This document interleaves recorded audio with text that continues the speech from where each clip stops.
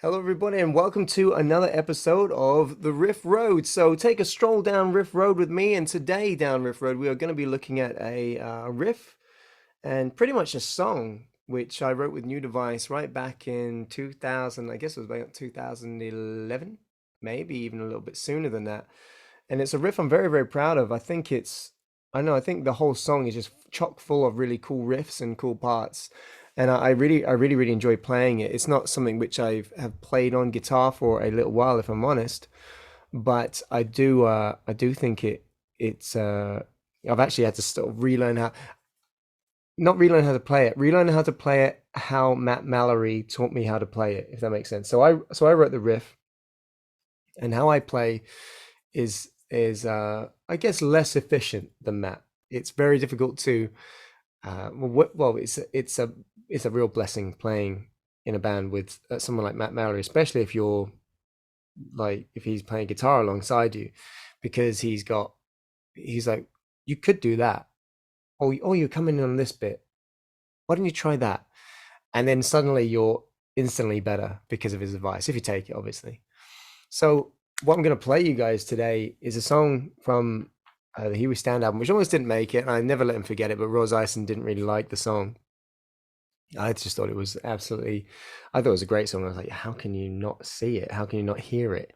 But he didn't want it on the album, and fortunately it made it, and that was the right decision. But I'm going to do a little bit of a playthrough on the track, and I'll give it a stop and sort of talk you through a few bits and pieces and what I think I was thinking at the time. Okay. Gonna fall, but I'm gonna stay standing up. I tell you now that I didn't come here to die.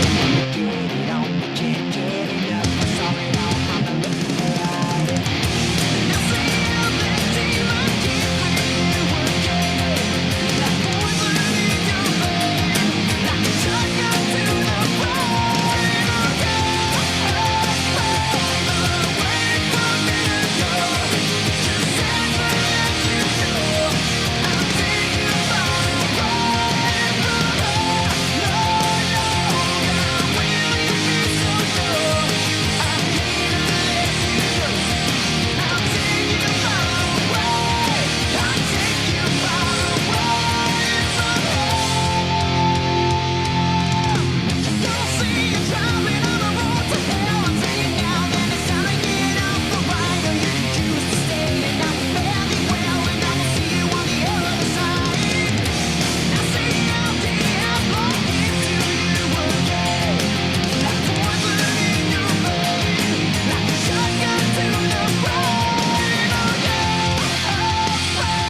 I just love it. I just think so.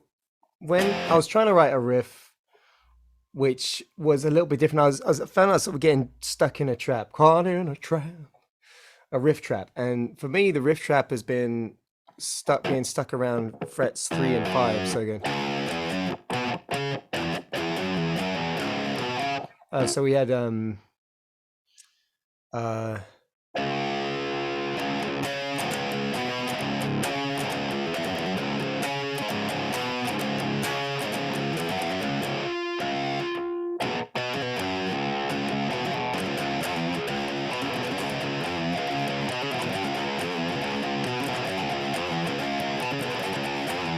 so there's a lot of that going on, and I was like, I've got to do something different. Like I'm getting stuck around the 3rd and 5th fret, there's a lot of cool stuff which can go on around there.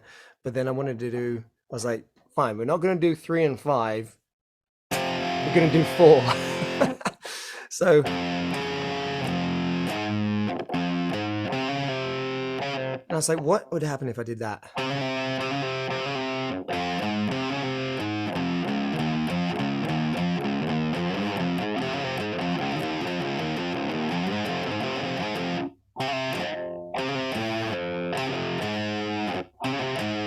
I mean, I'm even shocked that I wrote that like right back in the day then, because I really don't write riffs like that normally. So yeah, I'm very proud of this riff. It's a cool riff. So how I usually play it is I do it like with downstrokes, and that's how I wrote it. Which is kind of a James Hetfield sort of way to play. I guess he does a lot of like down picking, whereas Matt would say to me, goes, why don't you do alternative picking? So instead of going and all hitting down, you go down, up, down, up, down, up. So instead of going, you go. See the difference? So you got.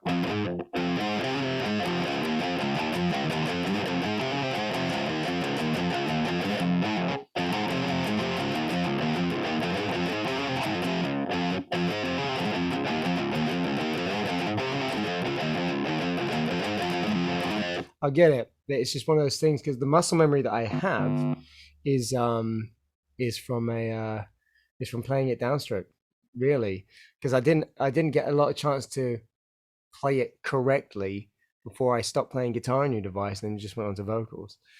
I'm gonna continue playing some of this song because I think so that there's that riff. I just think it's a really good riff, but there's this bit in the it's like in the solo bit which goes, that's it.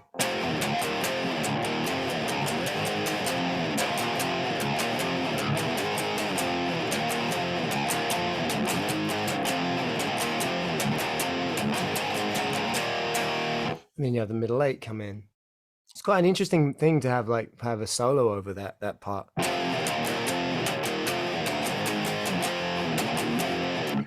Just like getting that chord and dragging it down.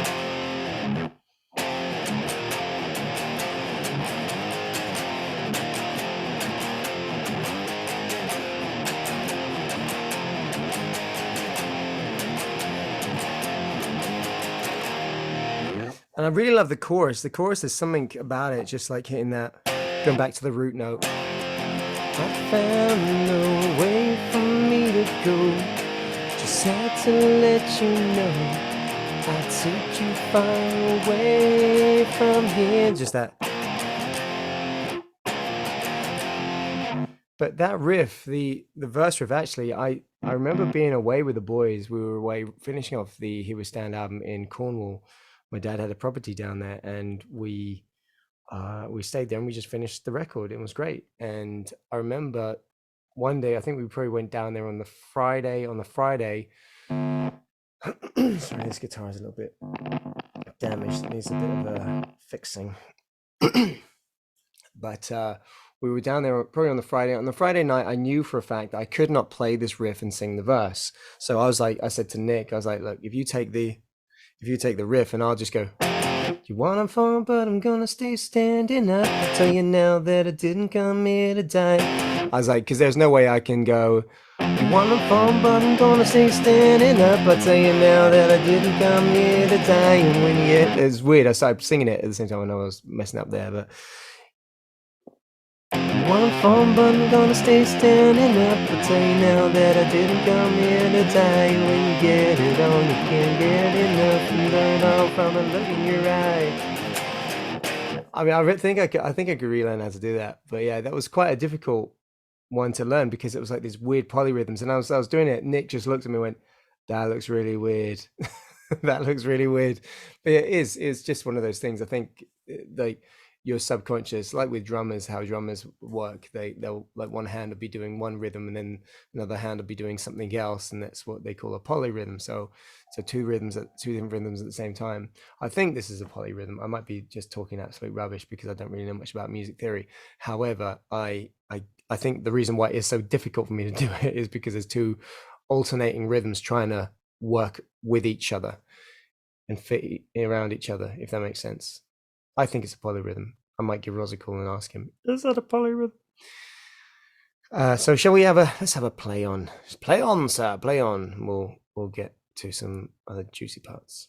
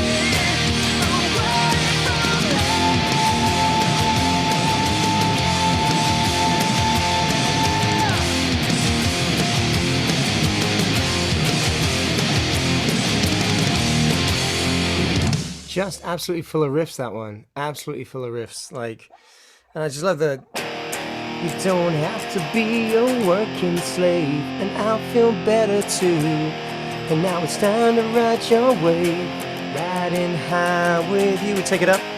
Tomorrow never comes to save you from today. So hear me when I say it's time to get away. Doom, doom, doom. Hold that note. Oh, it's just, I love that. It's all accented with the drums and everything. I just think it's really cool. But yeah, this riff, this.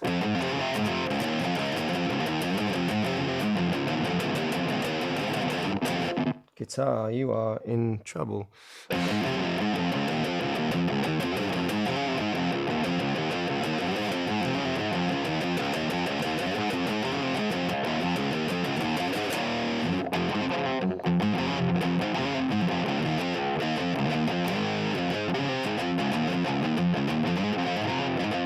You watch Matt Mallory play, and he barely moves his fingers. He's just like, he's so precise. He's like, whoa. It's very, very inspiring to watch. Anyway, I think we're going to leave it there. Thank you for joining me on another trip down Riff Road. This has been a look at the song which I wrote a long time ago, riff I wrote a long time ago for New Device, and we had a great time writing all our parts to it. It was really, really good. This song has been away from here. It's on our Here We Stand album. And yeah, I look forward to doing a whole heap more on the Riff Road series. And thank you very much for being with me here today. I've really enjoyed it. Take care of yourselves. Stay frosty. Before you go, I just want to say thank you for everything. And please like and subscribe. Take care of yourselves. I'll see you soon. Stay frosty. Bye-bye.